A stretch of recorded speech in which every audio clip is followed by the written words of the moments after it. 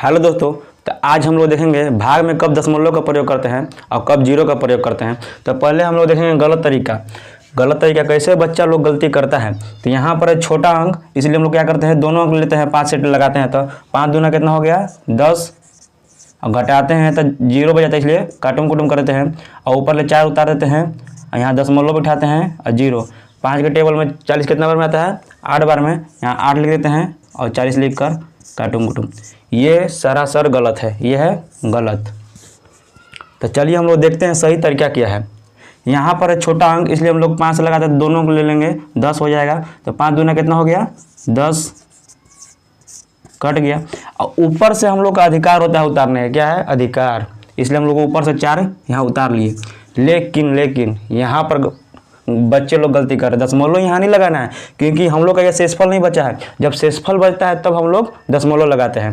तो हम लोग क्या करते हैं, 5 के टेबल में एक बार में पढ़ते हैं हम लोग, तो 5 एकम 5 वैसे ज़्यादा हो जाता है, इसलिए हम 0 बार में पढ़ेंगे। कितना बार में, 0 बार में। और जब 0 बार में हम लोग गुना करेंगे 5 से 0 बार में, तो क्या होता है 0 होता है, क्या होता है 0। अब 4 में से 0 घटाएंगे तो 4 बचेगा। अब यहाँ पर हम लोग का शेषफल बच गया, क्या बच गया शेषफल। तब हम लोग यहाँ पर दशमलव बैठाते हैं और 0 लगाते हैं। अब 5 के टेबल में 40 कितना बार में आता है, 8 बार में। कितना बार में, 8 बार में। अब यहाँ पर 40 लिखते हैं और काटुम कुटुम हो गया। ये हम लोग का सही हुआ। तो चलिए हम लोग जांच भी करते हैं, हम लोग का सही है गलत। क्या करेंगे, जांच। हम लोग भागफल में हम लोग क्या करेंगे, भाजक से, इसको हम लोग भाजक बोलते हैं, इससे हम लोग गुना करेंगे। 5 कितना हो गया 40, 0 हासिल कितना बचेगा 4, और 5 से 0 में करेंगे तो 0, और 4 हासिल था इसलिए 4 लिख देंगे हम लोग। अब 5 से हम लोग 2 में करेंगे, कितना हो गया 5 दूना 10।